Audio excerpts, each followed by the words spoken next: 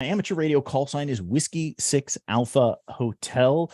This is WaveTalkers Live, episode number 82. Today, we are talking about learning how to monitor public safety radio for your own situational awareness. I'm joined today by my esteemed colleagues, Dan, NR6V, and David, W0DHG. As we typically do here on WaveTalkers, let's first get started by doing a weekly check-in. So if you have access to WinLink, then go ahead and fire up your copy of WinLink, send in a WinLink check-in, and send it to all three of our call signs, W0DHG, NR6V, W6AH, and our tactical address, WaveTalkers. Use the standard WinLink check-in form, and in the comments section, go ahead and let us know, how do you monitor public safety radio for your situational awareness? Now, let's go ahead and quickly walk through that process together so we can all make sure we're all on the same page. So I'll jump over here to my PC, and where I've already got my copy of WinLink all set up and running here. What you want to do is come up here to the upper left corner, click on the new page icon or the new message icon. It's going to open up your standard WinLink message. You're going to then come down here and click the button that says Select Template. When that opens up, it should open up your template manager. Click the little plus sign next to standard templates. I'm currently using version 1.0.240.0. So if you're running an older version of your WinLink templates, then be sure to quit WinLink, launch it again, and follow the instructions that come up about updating. So what you're going to do, you get that standard templates open. You're going to come down here, find the general form section, give that a click, and it should spring open this long list here. Down near the bottom, you should find the WinLink check-in.txt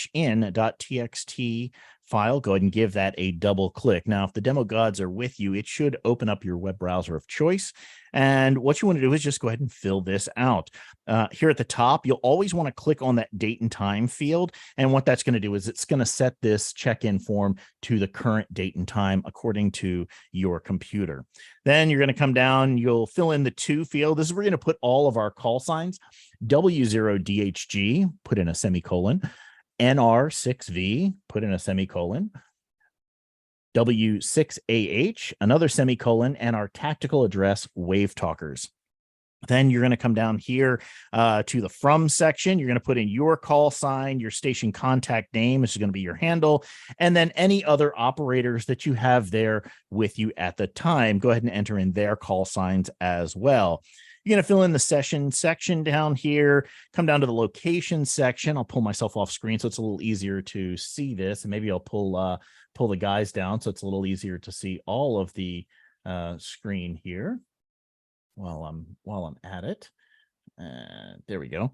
Down here, you're going to fill in your location, your latitude and longitude. This should automatically be filled in for you. If you directly from your grid square, you can see what your grid square is located over here. Or if you have a GPS connected to your WinLink station, it should automatically fill that location information for you. Here's that comment section. This is where you want to let us know, how do you monitor public safety radio for your situational awareness? Before you hit the submit button, go ahead and copy that comment. Let us know if you're here inside of the Zoom and our live audience. Go ahead and paste that into the chat there. And if you're joining us on YouTube, go ahead and paste it into the YouTube comments as well. For folks that are here in the Zoom, go ahead and share yours as well over into the YouTube so that everyone can see it. Hit the submit button. You'll get a couple of pop-up menus that'll come here, basically asking you, are you sure you want to send it? You say yes. When you get back to a blank screen, you close your browser window, and all of those data should be entered here into your WinLink message. Once you get that all in there, go ahead and click the post to outbox button. You should see your outbox increment to at least one item in there. Then hit the open session button, which on whichever of the modes that you plan to connect to, and then hit the start button. If you're connecting via RF, then those should go out via RF. Otherwise, you can use Telnet for this. And it looks like I do have quite a few messages that are coming in from all over the world. We'll go ahead and download those. And then later in the show, we'll check back in and we will see where everyone is checking in from. In the meantime, let me jump back over here and we'll go ahead and advance the slide back to the standard the launch screen here for this. And today's talk, we are going to be talking about monitoring public safety radio for your own situational awareness. And so that really does beg the question, is why monitor public safety radio in the first place? What's the point of being able to do this? Well, to get the answer to this and many of your other questions, I'd like to call up my co-host Dan, NR6V, bring him up to screen and have him kind of walk through a lot of this information for us. So Dan, take it away. All right, Chris. Thank you very much. I've got to start with an admission, and that is I am a scanner geek. I have been listening to scanners since my early teens, and as you can probably tell by looking at me, that's a while ago. My first scanner, and I think there'll probably be some folks in the audience that can relate to this. My first scanner was a Radio Shack handheld that accepted 4 crystals. And 4 was not nearly enough to listen to LA. So I had a little pouch that I had on a lanyard attached to my scanner. And in that pouch, I had a bunch of crystals. And I carefully labeled each crystal with a little tab so that I could pull one out of the radio and put another one into the radio to change channels.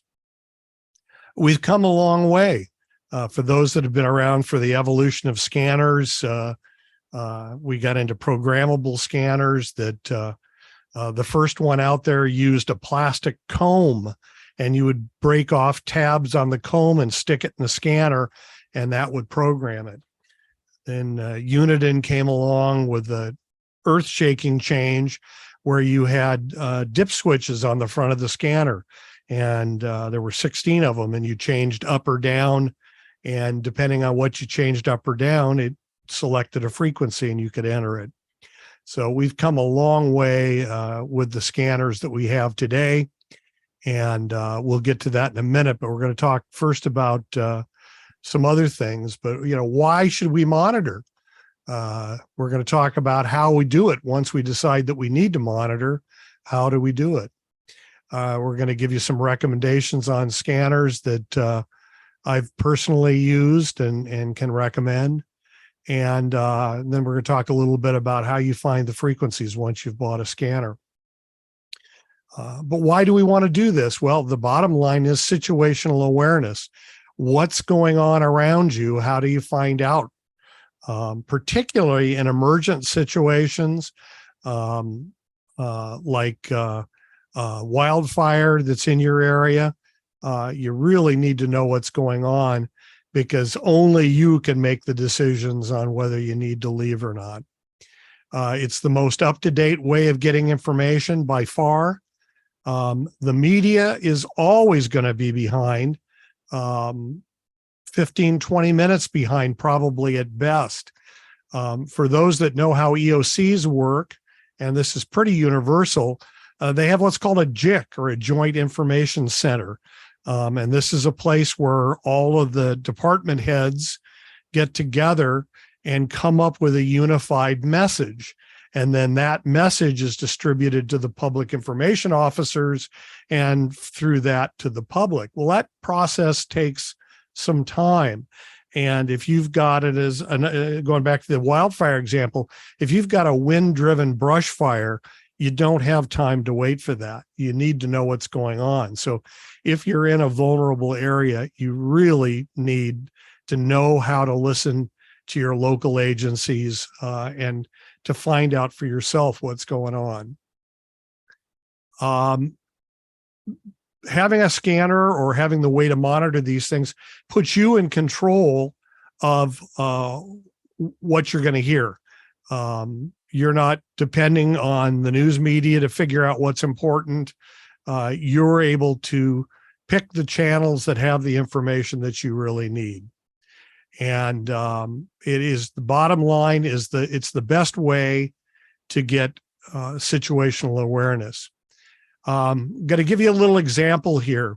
In October of 2019, we had a fire in an area called Saddle Ridge. This is in the north, sort of central San Fernando Valley, not far from me. And I was listening that night because we had very strong Santa Ana winds blowing.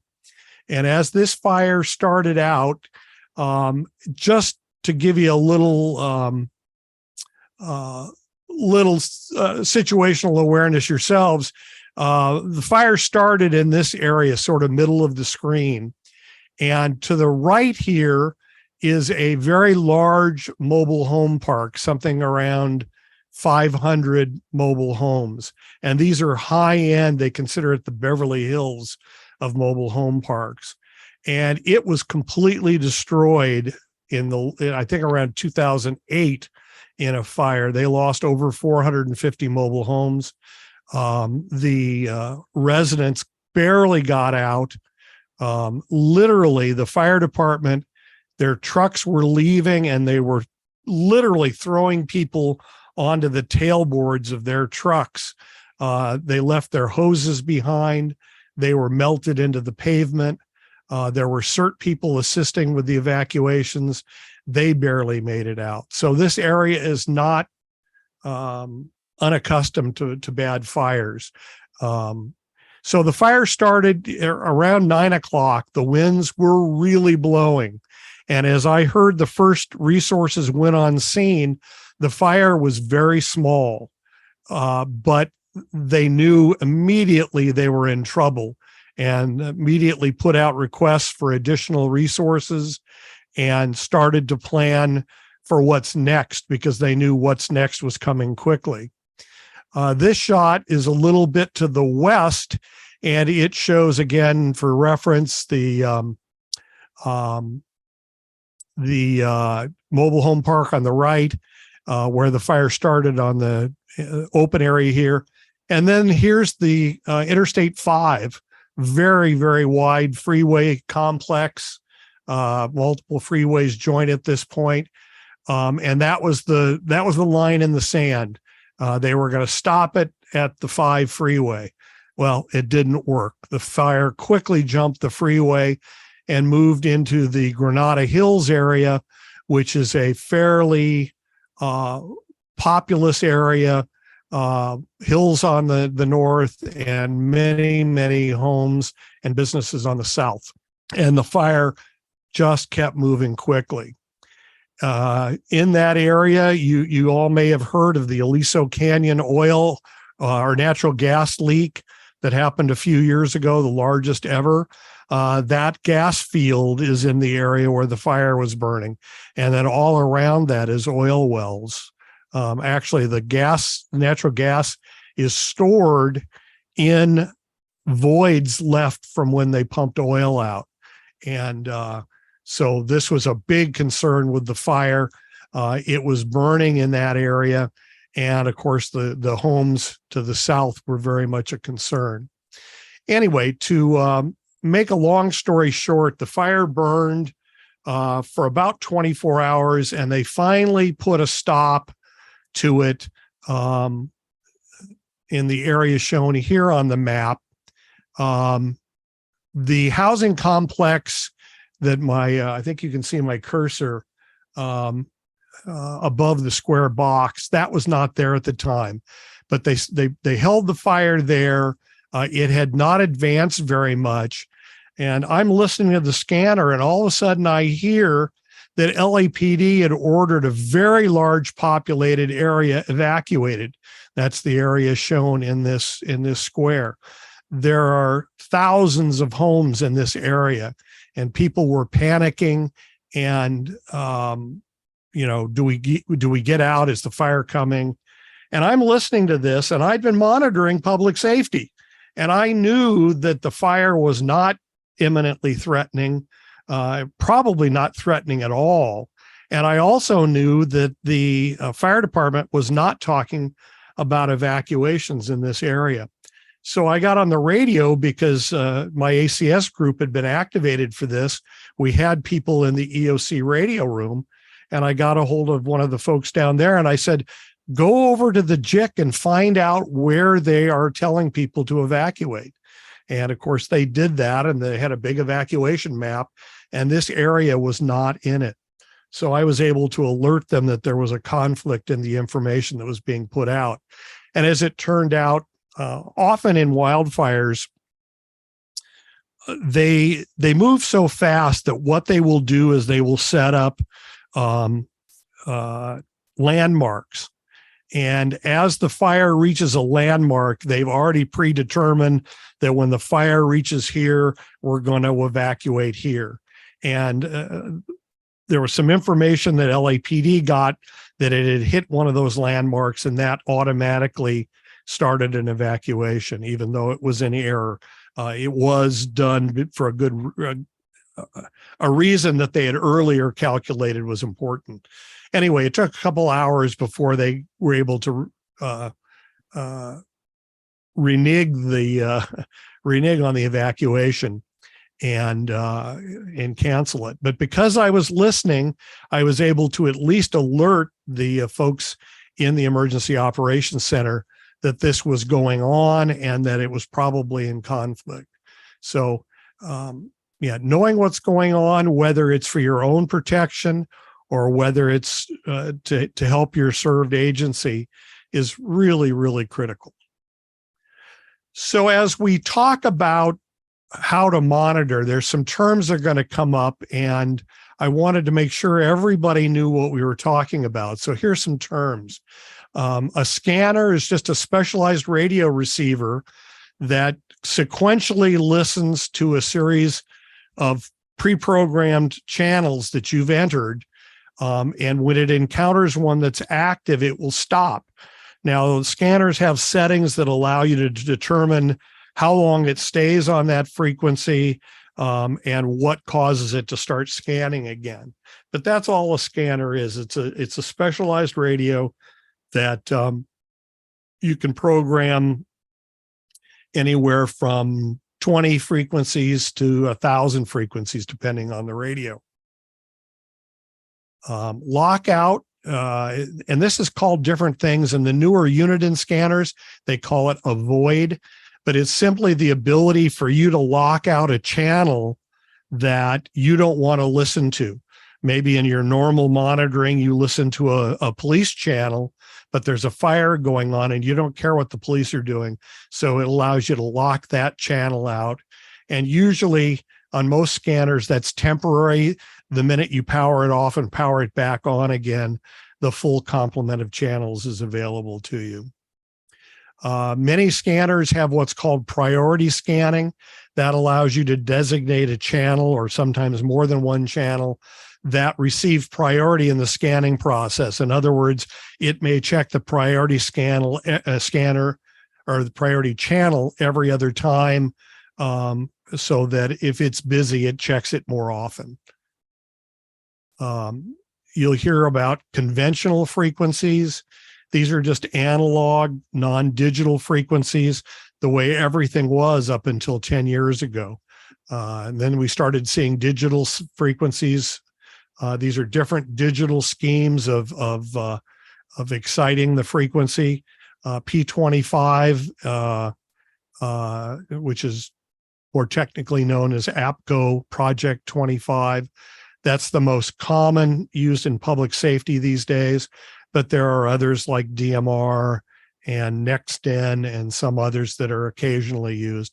But the bulk of the public safety stuff, if it's digital, will be in P25. Trunking, this is a pretty confusing concept, but let me give you an example. In non-trunk systems, each function is assigned a frequency. In other words, LAPD West Valley has a dispatch frequency. It's a fixed frequency that you can look up online and see what it is. In a trunking system, the frequencies all go into a bucket. Now, it's an electronic bucket, computer controlled, but nonetheless, it's a container full of frequencies. No function has its own frequency.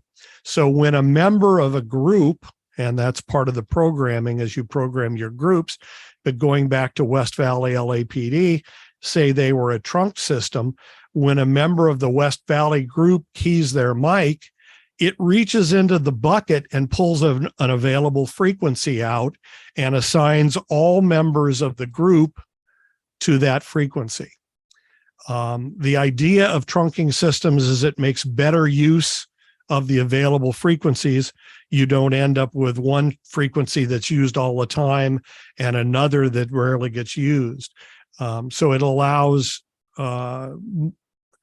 fewer frequencies to serve a given agency. So that's what trunking is. And obviously it requires computer capabilities in order to operate that and in order to listen to it too. And some of your scanners do, many of them do trunking.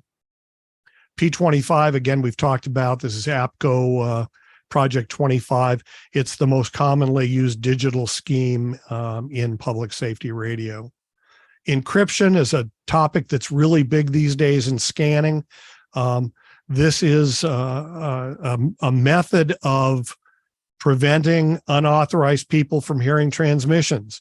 If a frequency is encrypted, you cannot listen to it unless you're a member of that agency with the key. No scanner can do encrypted channels. And unfortunately, we're seeing more and more systems are going encrypted, particularly on the law side of things. Okay, so we've talked a little about terminology. How do you go about monitoring? Well, the easiest way is phone apps. There are many phone apps. They're typically free. There's some that are paid apps that offer a little more user control. As far as I know, every phone app gets their data from the same place, which is a website called Broadcastify.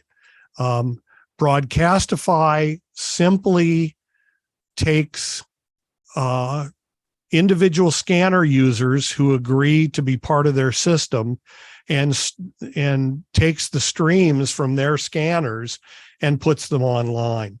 And that allows them to cover a huge area, which Broadcastify is worldwide, and offers these phone apps a way to offer you the features. The pros of phone apps, they're free.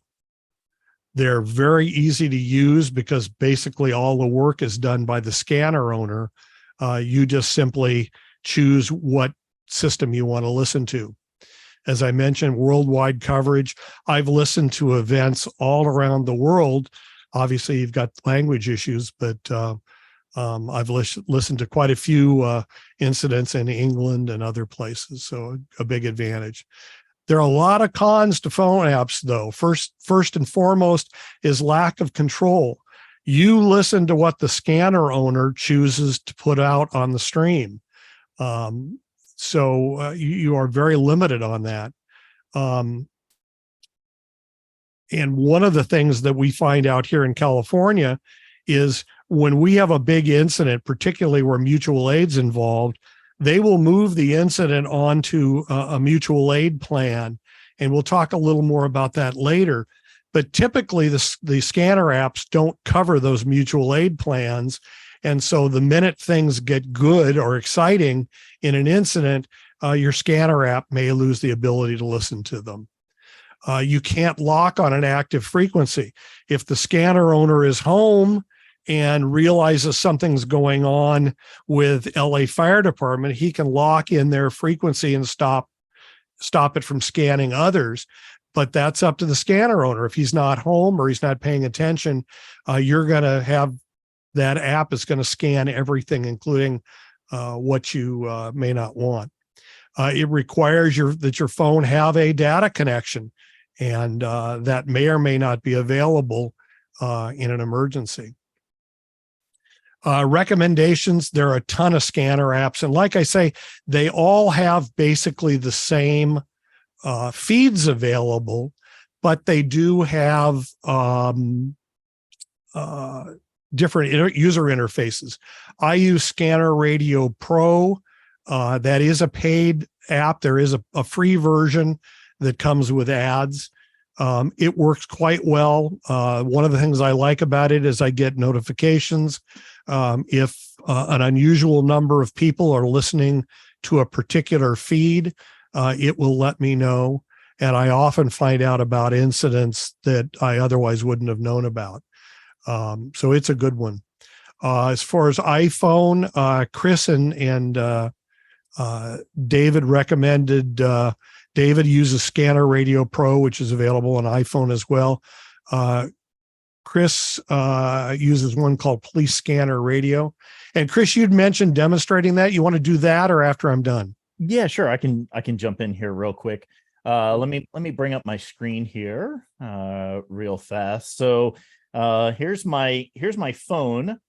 And I've got, I keep it here in the news section. So oftentimes the way that I use this, I'm oftentimes running Pulse Point, and I've got alerts set up for Pulse Point, which allows me to know that, hey, there's something going on. And then the police scanner app is right here on the right-hand side. I just go ahead and tap on that and open it up. And when it opens, it initially comes up and it gives you what it calls its list of hot scanners. Most of the scanner apps work something similar to this. And all this is doing is it's keying in. You can see the number of listeners that are queued into each of these scanners around here. And so it brings up a list of, like, if there is a situation that's going on, oftentimes a lot of people will key into a particular scanner. There's also a directory you can go in and you can sort through and navigate around. So if you're in the United States, you can just tap on that, sort through, find your state, and just kind of start navigating around. Again, these all tell you the number of listeners. So a lot of times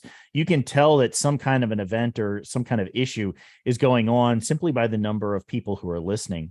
There's also a feature in most of these apps where it'll allow you to do, let me see, there's a mode in here for nearby. You can also do favorites. So for instance, I have favorited the Ventura County Fire, so I can just tap on that. And it takes just a second for it to update the feed. Currently, there's 19 people listening to the Ventura County Fire dispatch feed that's out there. And if any calls go through, they will actually come directly through here into my phone. So when the Thomas Fire broke out a few years ago, this was before I was a ham radio operator, I actually monitored the entire incident by using this particular application and monitoring what was going on right from here. If I really quickly quit out of the app and go over to Pulse Point, I want to show one more quick thing while we're in here before we jump back over to Dan. Pulse Point is a great app for this will find what are the local if your local dispatch area is tied into Pulse Point, then what it will do is it'll bring up, you'll see all the different feeds here. These are the actual calls that dispatch is pushing out as to what comes in from 911.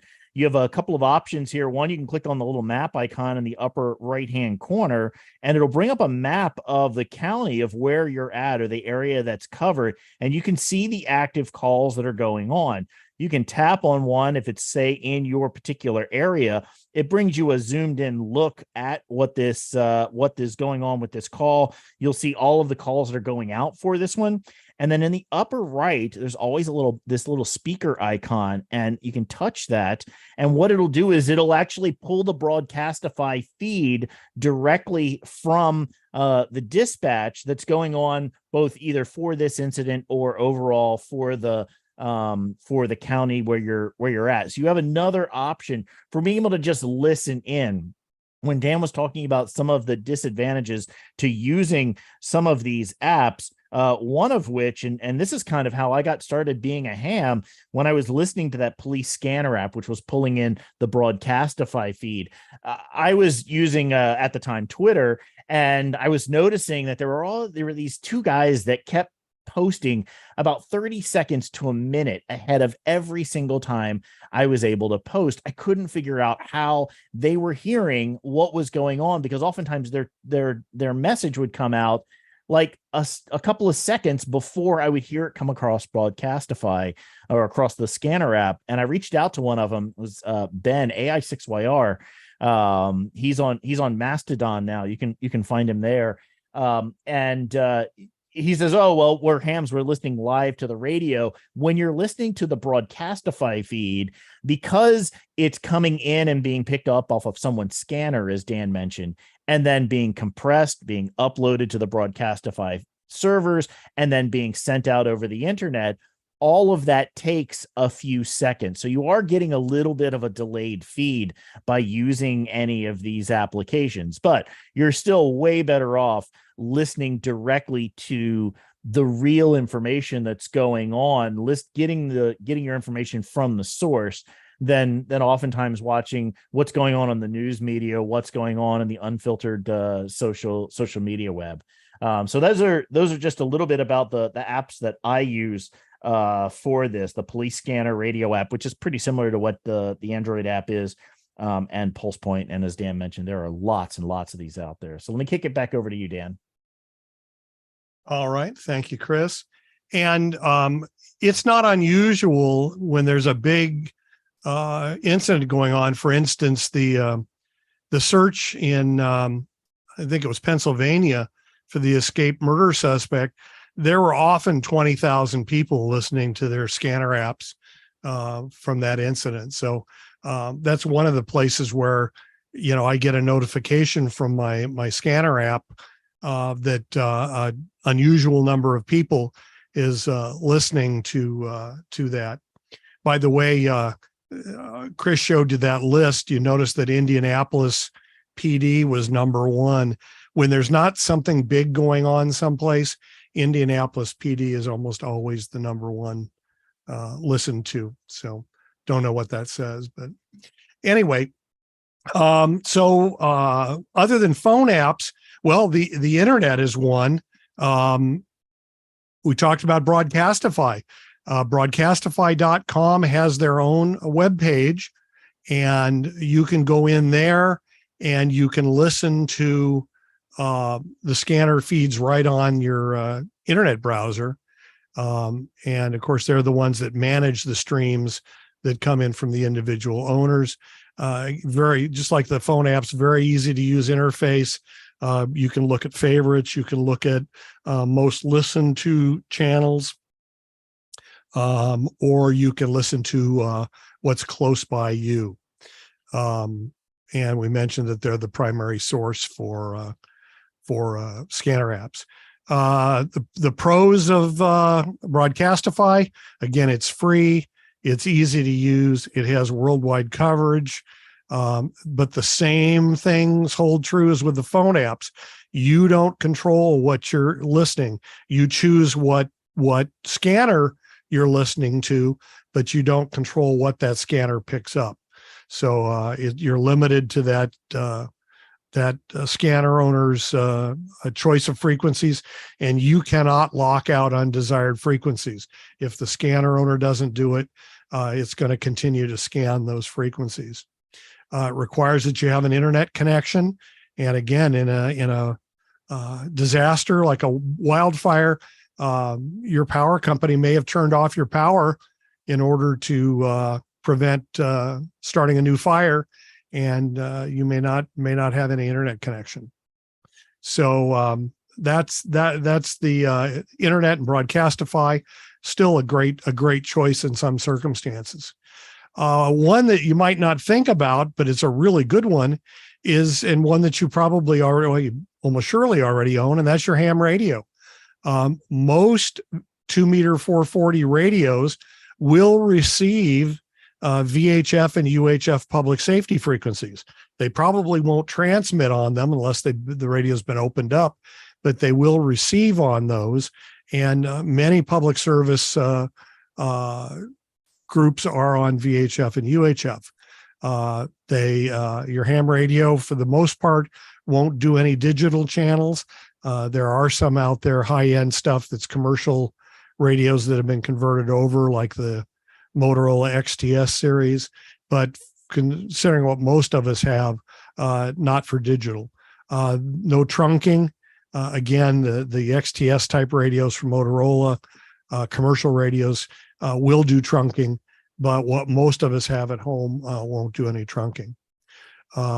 Many of the Yaesu radios and some others have very wide band receive capabilities and will receive up to 800 megahertz, which is used a lot in public safety. LA City Fire is on 800 megahertz. So that's a real advantage to those radios. Many of the radios have scan capability. They aren't quite as good as scanners as a radio built specifically as a scanner. In other words, they scan more slowly, but they do have scan features. Some, again, like the Yaesus, have a priority scan feature. And when you program in frequencies, you can tell it, include this in my priority scan or don't include it. And when you enter priority scan mode, it only scans those selected memories. So for example, in my radios, I have LA City Fire enabled in my priority scan. And so when I click scan, it only scans those frequencies, ignores the ham frequencies and the other public safety frequencies in the radio. I mentioned slower scanning. They don't have the lockout feature again. So if you're scanning, and actually there are a few radios that do have lockout, but they're not very common. So you're going to have to listen to whatever it is that's out there in your scan group. And then we come to scanners, purpose-built radios that are made for monitoring primarily public safety, although they'll monitor ham radio and other stuff too. They typically are pretty broadband. You've got handheld radios, you've got mobile radios and base radios. The low-end radios start around $100 and run to a couple $100, and they're a good starting point. They typically lack 800 megahertz capability, although there are some that are in that price range that will do 800 megahertz. They typically don't do trunking, which is a little more complex, and they don't do digital. That digital is really limited to the medium-priced radios. And talking about medium-priced radios, we're talking about $250 to $500. You're going to see, I think all of them will cover 800 megahertz. They all will do trunking, and most of them in that range will do P25 digital. Other digital modes usually are not available in these radios. You have to go to the higher end radios to do that, although there are some under $500 or right about $500 that you can buy. You can pay an extra fee to have that enabled. In other words, the circuitry's in the radio, but they disable it in order to get a little more money out of you if you need it. The higher end radios, we're talking $600 plus, and this is pretty much limited to a couple of unit end models, and we'll talk a little bit about specific models coming up.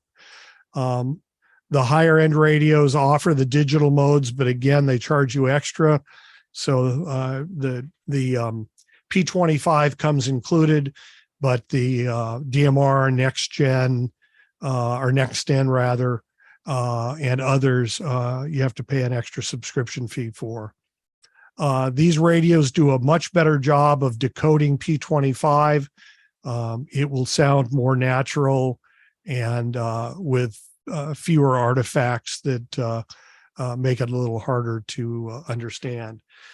These radios, I think, all have internet capability, connectivity. That's important because it allows you to access live frequency databases, to easily update your frequencies, or to load initially what you want to add. And most of them work by zip code. You enter your zip code and it will customize the database to your area, and then you can choose what you want to or don't want to listen to out of that group. If you're interested in becoming a scanner owner that supplies a feed to Broadcastify, it's pretty much plug and play with these radios, whereas to do it with the others, you have to add some hardware. So if that's an interest, that's an advantage to the higher end radios. We'll talk about some recommended radios. On the low end, the Uniden BC 125, it's about $125. It's a good starting radio. I have not personally used this one, but I've used an earlier version of it, and it's a good starting point, but again, it's going to be limited, no digital. I don't believe it has any of the trunking capability built in. If you're going to do a base mobile, they have the BC 355, which is under $100. And this radio I have not used, but I've read a bit about. It's a little kludgy to use and program, but once you've got it programmed, it's pretty easy to use. And it's supposed to be a pretty good radio, but I don't have experience with that. Most of my experience with low-end radios goes way back, again, to the Crystal radio days. Mid-priced in a handheld, there's the Whistler WS1040. This is a pretty full-featured radio. I have the base version of it, or mobile version of it. It's a pretty good radio. It's pretty easy to manually program, whereas the higher-end radios are much tougher to manually program. It's got trunking, and it is digital, so you can get P25 on it, and it has quite good reviews. This is the one I own, the WS325, and sorry that the picture covered the number there, but it's under $350. And again, pretty easy to manually program. If you need to add a frequency on the fly, pretty easy to do. On these higher end radios, another thing that comes into play is managing your memory so that you can find stuff easily. And it has a favorites list type scheme that makes it pretty easy to, with a couple of digit entry on the keypad, you can enable or disable groups of frequencies. So this was my go-to scanner until I recently bought one of the high-end Uniden scanners. But it works decently on P25, but not as good as the high-end scanners. I definitely noticed a difference. For conventional frequencies, I don't really notice a big difference between that and the high end. On the high end, we're talking about really this niche is owned by Uniden. The old timers will know the Bearcat name. Uniden bought Bearcat many years ago. Uniden, the SDS 100, which is a handheld, under $700, and it does everything. It's a very, very full-featured scanner. It has excellent P25 decoding, and really works well. It's a nice scanner. Like I say, I have the base mobile version of this, which is up next. That's this one here.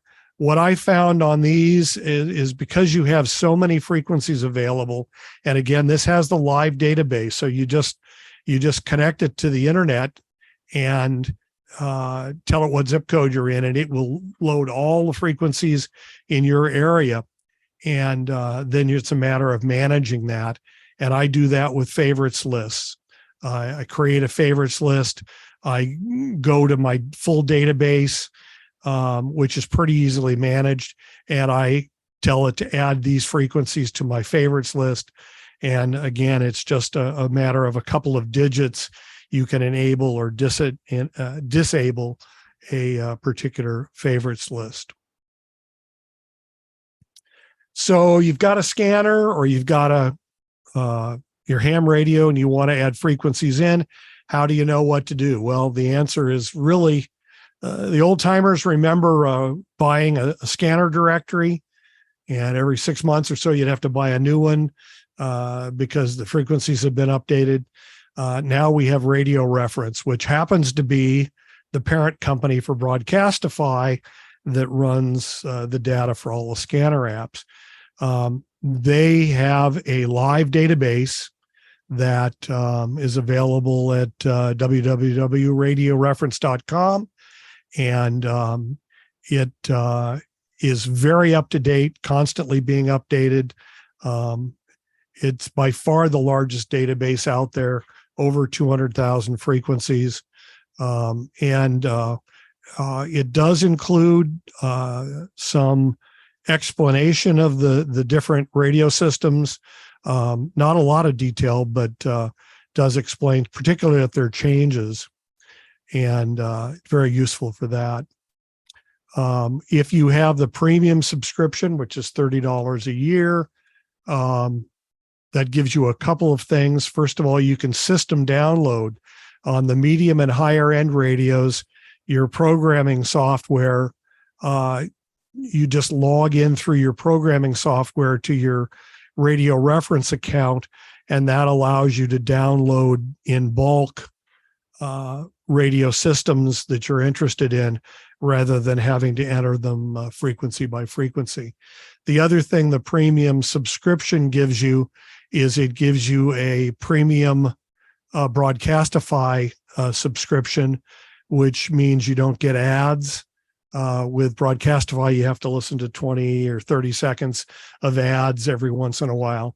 It eliminates the ads, but something you may or may not be interested in, it gives you access to the archives.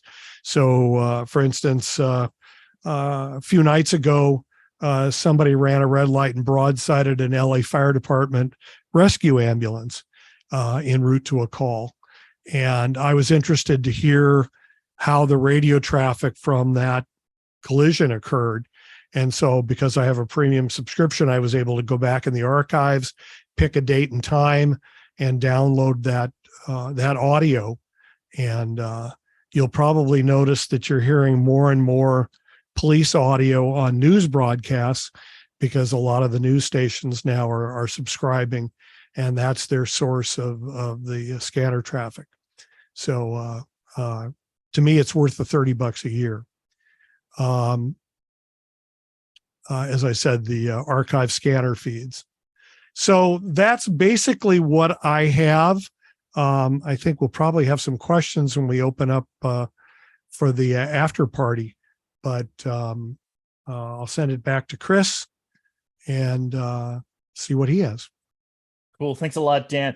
Hey, I wanted to do a couple of quick walkthroughs of things to kind of add on a little bit from what Dan just walked through. So let me switch back over to my computer here. And I've got, I set up on, if you go to WaveTalkers and you click on the resources link here in the upper right-hand corner, I created a link here. It's right under the emergency preparedness section for families and communities, public safety radio monitoring. You can go and give that a click. It'll have a link to today's episode, which is on there. You can watch it streamed back later on. Already, I've got the terminology up here, and I've got some links. I've got that Broadcastify link. I've got the radio reference link. I've also got the NIFOG, or the National Interoperability Field Guide here. And I wanted to kind of point out a couple of things, because if you're programming your ham radio, and by the way, there's a lot of all the links to all of those radios that Dan talked about, and a few others are all linked down here. This is the scanner that I use. I actually have the Home Patrol 2 scanner. It's a little tiny guy. It's only about this big. It will connect into an external antenna. It has GPS in it, so I used it as I drove across the country to be able to monitor what was going on in all of the areas. It's got a built-in GPS. It kind of knows where you're at. It'll automatically update the frequency list. It's a really slick little unit. Here's that one that Dan was talking about, that Uniden SDS 200. which is the really the cream of the crop right now as far as scanners go. Anyway, there's all of those that are in there, but I wanted to walk you through two things, one of which is here in the links. I've got a link here to the NIFOG, and when you click on that, what it's going to do is it's going to open up the take you to CISA's website for the field operations guide. And if you scroll down just a little bit, you'll find the National Interoperability Field Operations Guide, or the NIFOG. Everyone should have a copy of this. It's free. Your tax dollars have already paid for this, so you already paid for it. So go ahead and get a copy of it, download it. When you get this, it's going to open up. It'll look something like this. It's a PDF version. You can also get a hard copy field guide of it, which is great to have with you. But the PDF is great. If you scroll down just a little bit here, right here into the table of contents, you'll find these interoperability channels. And Dan mentioned earlier on that a lot of times, especially here in Southern California and elsewhere, when an incident gets to a certain size, oftentimes the incident command system will switch over to mutual aid or interoperability frequencies. And how do you know what those frequencies are? Well, first of all, if you're listening to your local dispatch, they will tell you. They will say, all right, we're switching over to VTAC, whatever. So how do you know what VTAC, whatever happens to be? Well, right here in the interoperability channels, if you come down here, this section from page 28 on down to page 59, you have all of the different channels. So the VTACs are the VHF tactical frequencies. And if you want to see what those are, let's say they're going to do a VTAC, you can just look them up. Here's the simplex ones.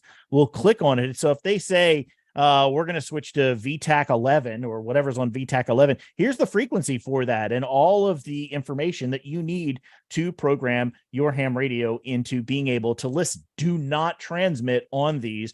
Don't even think about doing that. But if you're just monitoring, just listening, you're able to do that. And you're able to find out what those frequencies are, what the tones are for that.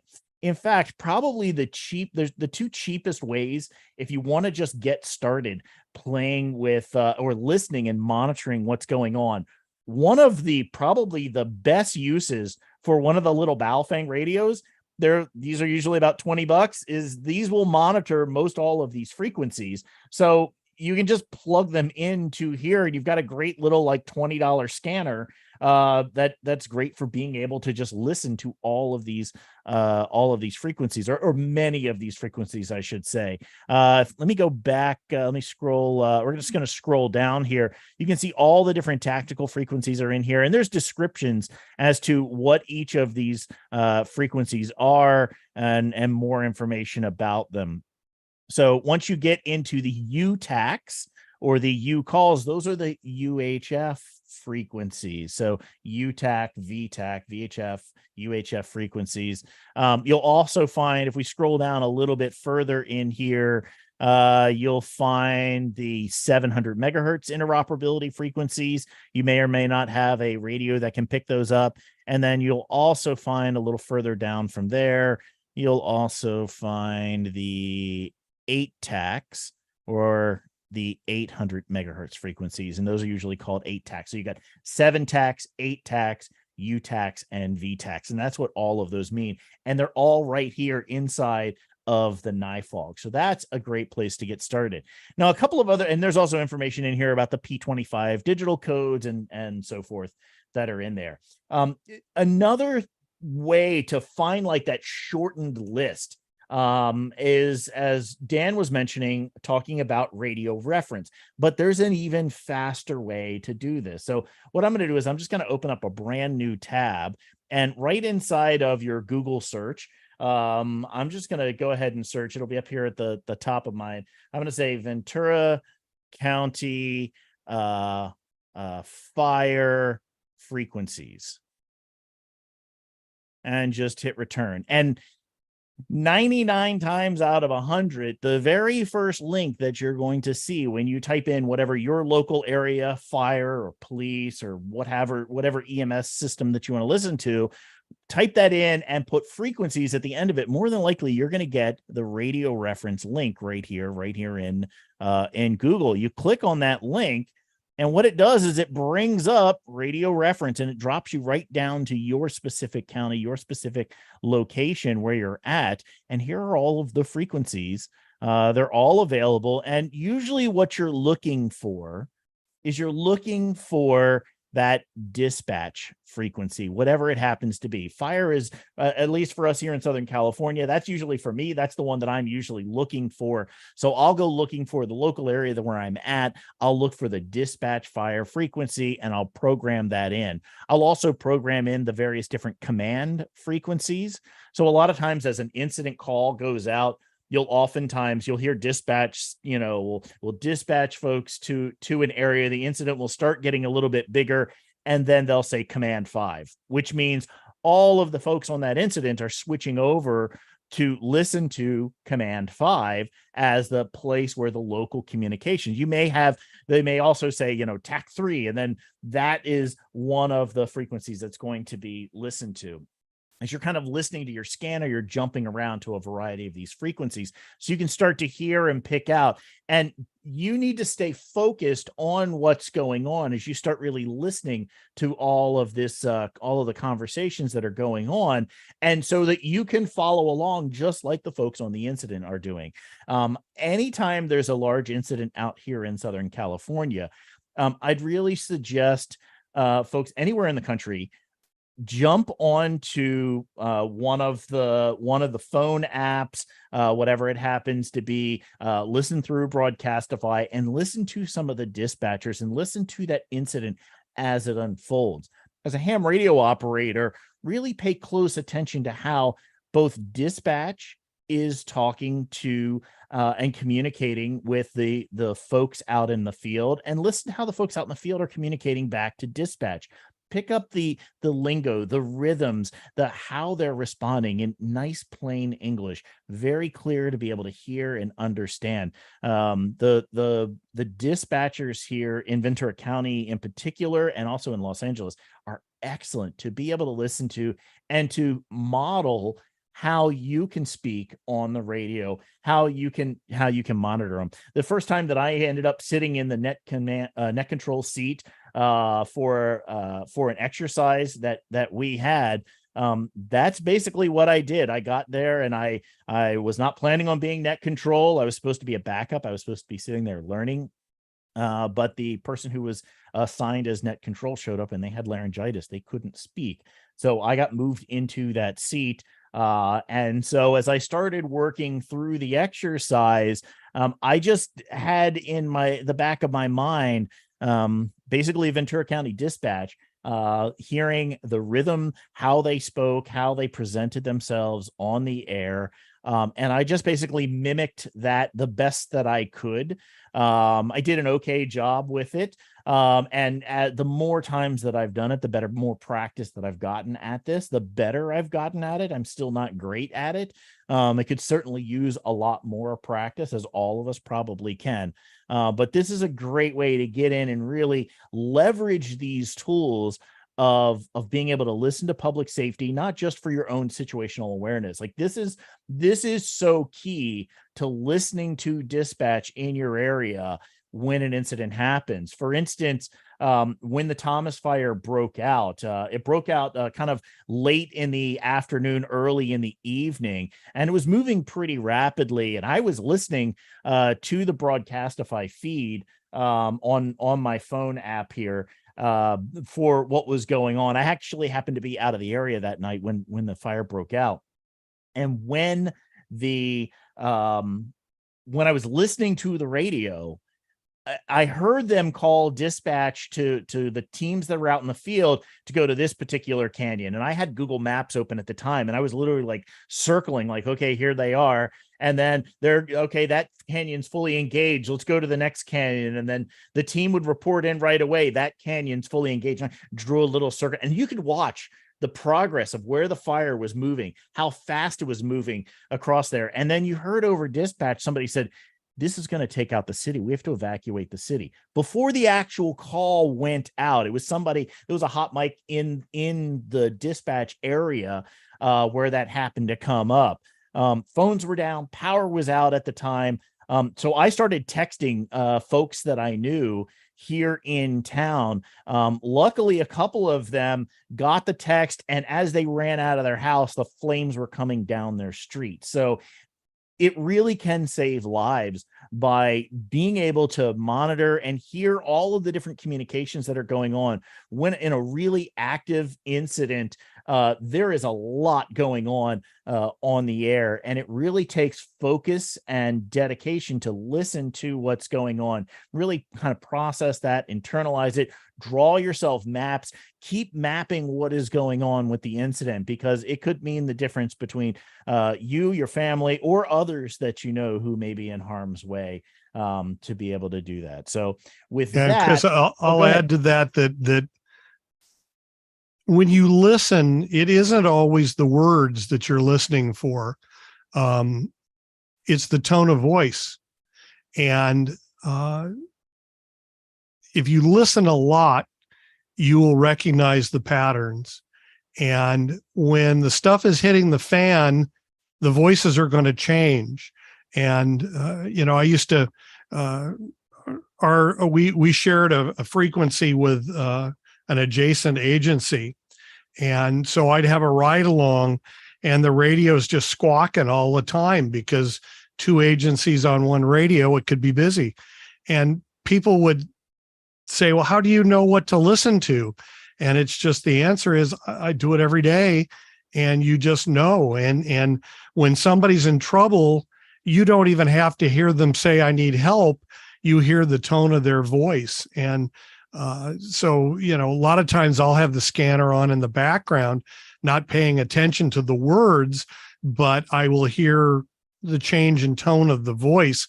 We used to call it code 3 voice because some of our people were known for being particularly different when they were excited. And so, yeah, a lot of times it's just the tone, but by listening, Chris is right. You hear the rhythm, you get used to hearing the patterns that go on, and they change when there's an incident or when things are going badly and it's time for you to pay more attention. It's remarkable to hear the different dispatchers, when you hear the professionals do this, the folks that do this for a living all day, every day, and you can start to listen to the way the different dispatchers handle various different situations. And one of the you'll pick up on the best of them, because even though as the incident gets bigger, it gets more rapidly deployed, you'll hear some of them that it absolutely doesn't faze them a bit.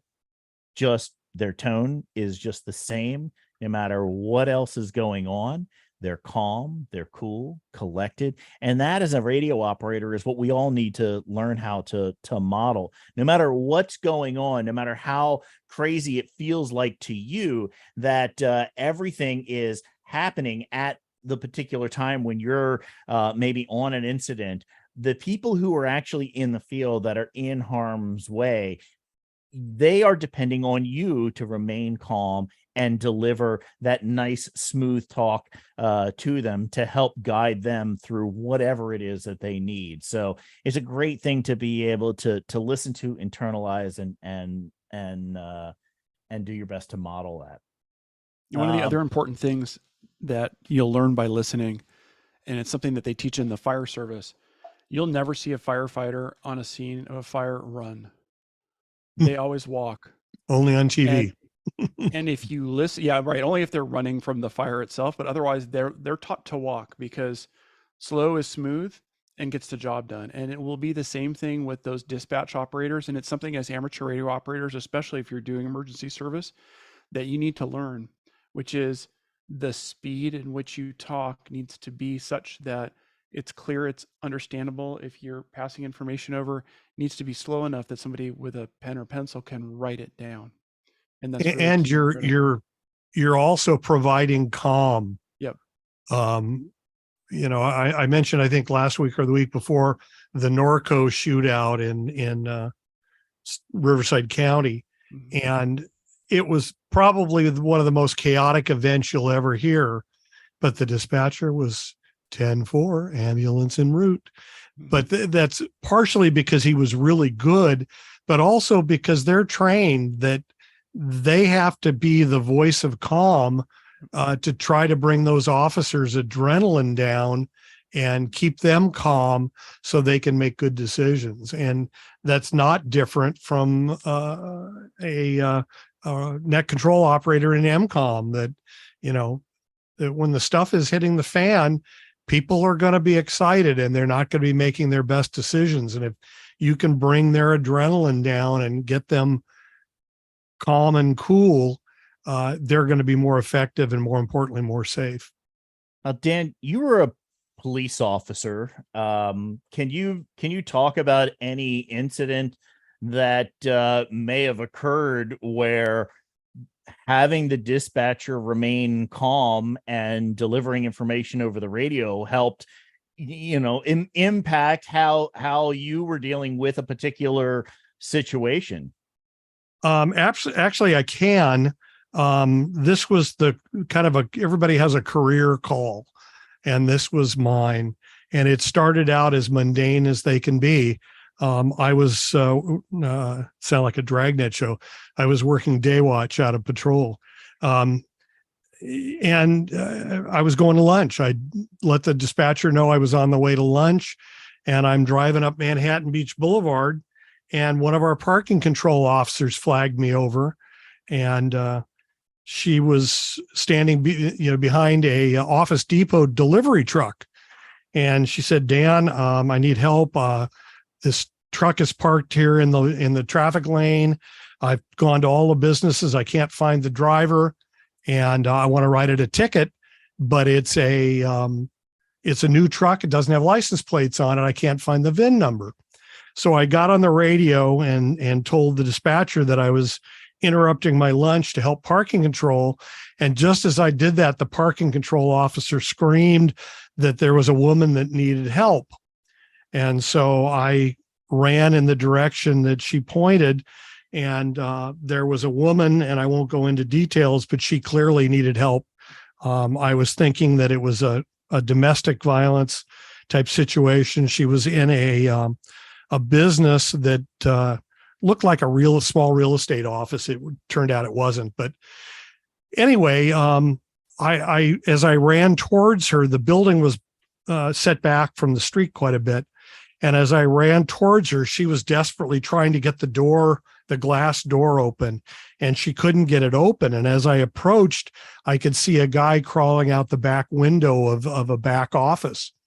And so I got on the radio and I said, I need a backup. And I told her I've got some kind of a 415, which is a disturbance, generic kind of a call.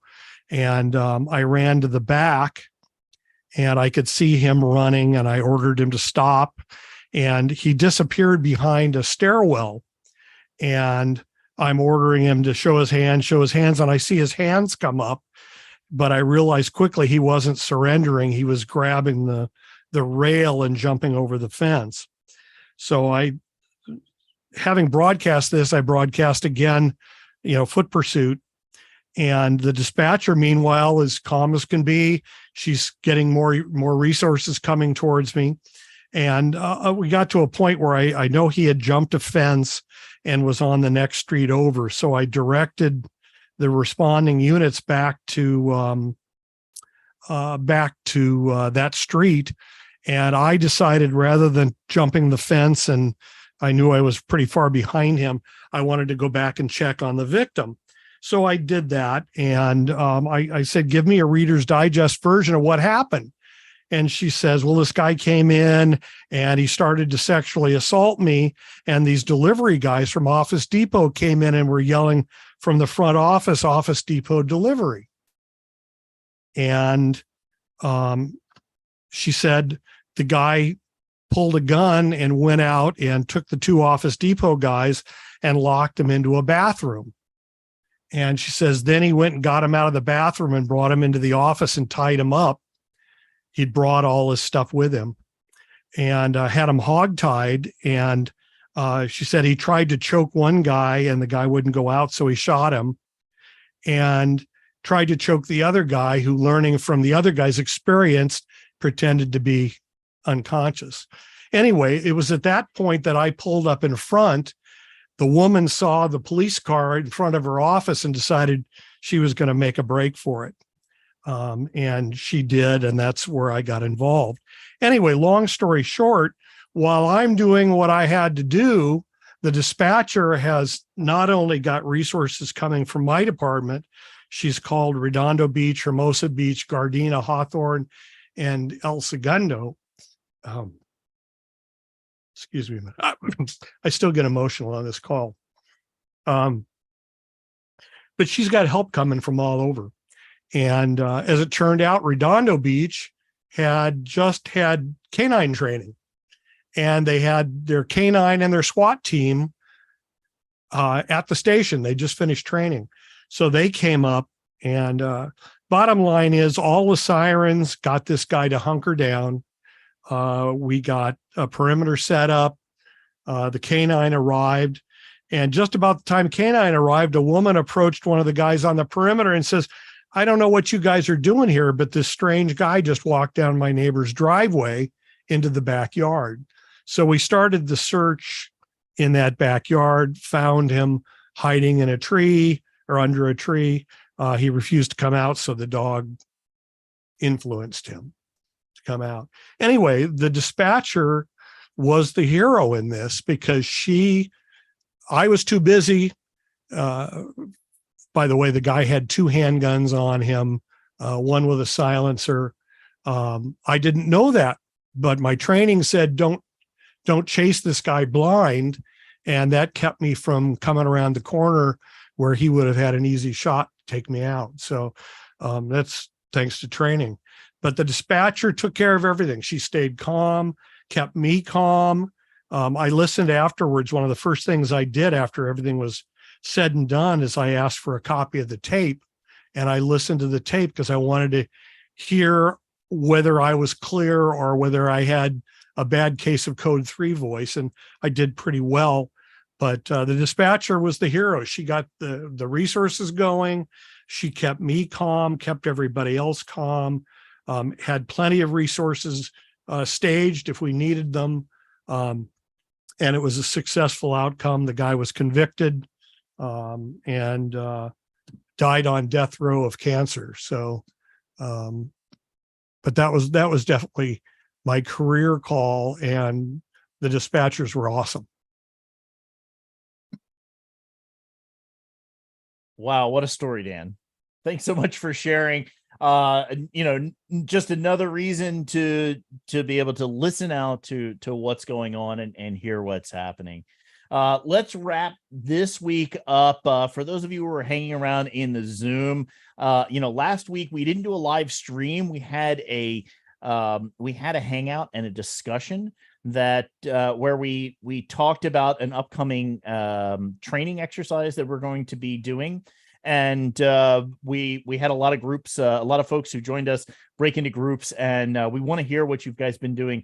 We'll do that in the after party. If you ever want to join us in our live audience here inside of the Zoom, be sure to go on to wavetalkers.com. Scroll down to the bottom of any page. There's a join us link. We only send out 1 email a week, and we let you know what the link for the Zoom call is going to be that week. You can always watch us later on YouTube, or watch us live stream on YouTube or any of the other social media channels that we live stream onto. If you find the information we're putting out there helpful, be sure to like the content on YouTube so more people will see it. Subscribe if you're not already subscribed. And if you really find the information helpful, be sure to go to wavetalkers.com, click on the Buy Us a Coffee link, and you can help support us that way as well. Let's do a quick wrap up by jumping into our WinLink setup here. And we're going to do another quick check to see if any of the other messages have come in. I'll go do another one. So if you haven't sent in your WinLink check-in yet, go ahead and do that. If you're watching this later, after it's been streamed out on YouTube, then go ahead and still send us a WinLink check-in. We check them throughout the week to see what's going on. We'd love to hear from you as well. So it looks like I've gotten them all in for right now. What I'm going to do is I'm going to click on the little globe icon here in my toolbar. That's going to bring up the maps function, and you're going to select from the drop down. I'm just going to select the check-in dash of V5, which is the new version of the check-in form. So we should be able to see everybody. If you want to see how this works on your own WinLink setup, you can go ahead and select messages, and it'll map out all of the WinLink messages that you have received into your own account. So I'm going to check the check-ins. Go ahead and select that. We'll hit display map. And if the demo guides are with us, it will work. There we go. Started off here. Let me zoom all the way out, get a global view, and we'll blow this out to full screen. I'm going to right click and drag so we can pan over, and we'll see where the check-ins are coming from. It looks like we've got Terry ZL1 HOG joining us from New Zealand, Roland DG1 GHR joining us from Germany. Let me zoom back in. We're only looking at the current 24 hours. So if you're in an area where you're not able to catch us live and you do want to show up on the map, when we display this, we're checking the previous 24 hours of the check-in. So you can always send us a early check-in. Some folks do that, especially from various different parts of the world. Send us an early check-in, and then you will show up on the map as long as it's within about 24 hours of our show here. So let me just kind of roll around here, and we'll roll over the pins for where folks are located. You should be able to see your call sign pop up on the little flag as it shows up in here. We've got a lot of folks joining us from all over the place, and really appreciate that every week to see everybody checking in, participating, and watching what's going on. And we thank you for that. Come over here. Let's come up here to the Pacific Northwest. We've got quite a few up here. So I'm going to go ahead and zoom in and right click, pan up here. Right click and drag, because we've got quite a few in this Pacific Northwest area now that are joining us up here in the Vancouver area and Seattle. Come down here. There's Bill. Hey, Bill, good to see you. AC7SR. Lots of other folks here. Let me quickly right click, pan down here to Southern California, roll over the folks here in Nevada and up in the Piedmont area of the Sacramento and the Bay Area. Up there joining us. Looks like Dan joining us from there in Mariposa. Let's zoom in a little more on Southern California. We got quite a few here in the Los Angeles area. You can see where I'm at there in Ventura County. I'm the little green pin. And we've got a few other folks down here. It's like Carolyn and a few others up in this area. Make sure everybody sees their pin that we got them in here. So thanks a lot for joining us. Let me bring the guys back up to screen here, and we'll quickly do our little wrap up here. Dan, great job today going through all of that. And David just texted me. He actually just lost power, so we're monitoring the situation with him there in Woodland Hills. We're not sure what's going on there in Woodland Hills with David. But Dan, any closing thoughts? Great job walking through that. I'm so excited. I got to find my scanner. It's in a box as my studio has been all packed up, and get it back out and get back to working and listening to these calls all the time. All right. Well, first of all, if you're going to do a presentation, don't have salty food for lunch. I've done nothing but drinking water. The monitoring isn't hard. Like anything, the more you do it, the more you get out of it. I certainly hear more today than I did, when I was an 18-year-old kid. And it's not just because the technology is better. You learn what to listen for. You can pick out the voices, and whether you do it with an app, there's nothing wrong with apps. You just have to understand that you're limited. And the scanners that do all the fancy trick stuff are not cheap, but they do work nicely. And the inexpensive ones work nicely too. They just don't have quite the flexibility. So, and there are a few, the list that I gave is certainly not an exhaustive list. Most particularly in the upper middle range, Uniden has a couple of other scanners that are very good. I haven't personally used them, which is why I didn't include them, but they have very good reviews. They use that home patrol feature that Chris talked about that makes it really easy to program them. And they have pretty much full range of features. They just don't have quite the P25 decoding capabilities that the top of the line does, but those might also be really good choices. There's quite a few models out there, pretty much limited to Uniden and Whistler right now. Whistler used to be a company called GRE, G-R-E. Whistler bought them out, and they made a lot of the Radio Shack scanners, although Uniden did make some of them too, but most of the Radio Shack scanners came from GRE, now Whistler. When I first got started doing this is what I used. I used these little RTL SDR dongles. You can pick these up on Amazon. I got a link to one of these. This is the newer one that they've got out. And actually, there's an even newer one that apparently has just been released in the past week or so. But these you can usually pick up for like $20-$30. Really cheap. You can download free software onto your Mac, PC, or Linux box.